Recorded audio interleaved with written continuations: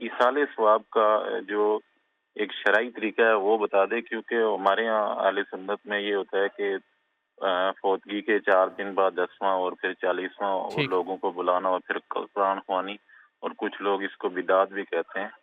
تو اس کا جو ہے یعنی کہ قرآن و سنت سے اس کا کیا صحیح طریقہ کار ہے؟ کہ ایصال ثواب کرنے کا درست طریقہ کار جی. کیا ہے؟ تو وہی طریقہ ہے جو عمومی طور پر اہل علم و دانش بیان کرتے چلے آئے ہیں کہ آپ قرآن مجید کی تلاوت کریں، یا آپ کوئی بھی ایسا نیک عمل کہ جو صدقہ جاریہ کی صورت میں اختیار کیا جا سکتا ہو، آپ چاہیں تو اپنی زندگی میں وہ اپنے لیے استعمال کر لیں یا دنیا سے گزرے ہوئے لوگوں کے لیے استعمال کریں۔ حضرت سعد رضی اللہ تعالی عنہ نے اپنی والدہ کے لیے کنواں کھدوایا اور اس کنویں کو موسوم کیا گیا کہ یہ سعد رضی اللہ تعالی عنہ کے لیے ہیں۔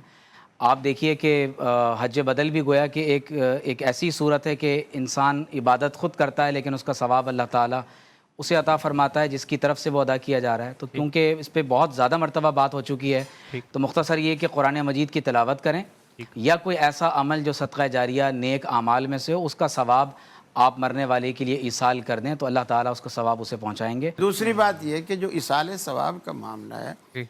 ایصال ثواب کے معاملے میں جو چیزیں اللہ کے رسول سے ثابت ہیں صلی اللہ علیہ وسلم۔ کہ جی اس کا ایصال ہے، جیسے ایک عورت نے پوچھا یا رسول اللہ میری والدہ فوت ہو گئی اور ان کے اوپر روزے تھے، تو کیا میں ان کی طرف سے روزہ رکھ لوں؟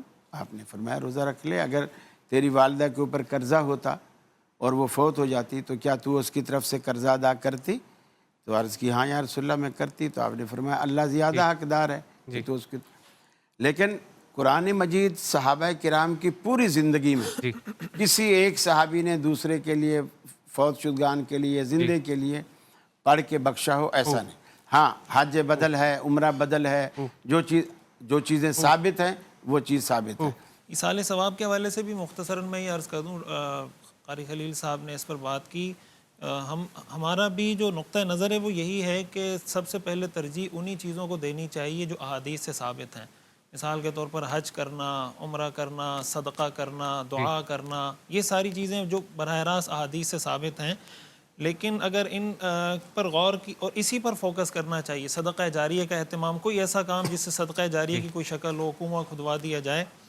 لیکن چونکہ اگر آپ ان کو دیکھیں کوئی مالی عبادت ہے، کوئی بدنی عبادت ہے، تو اسی کو سامنے رکھتے ہوئے فقہاء نے یہ بات لکھی ہے کہ اگر کوئی دوسری مالی عبادت، بدنی عبادت کے ذریعے ایصال ثواب کرنا چاہے تو وہ بھی کر سکتا ہے۔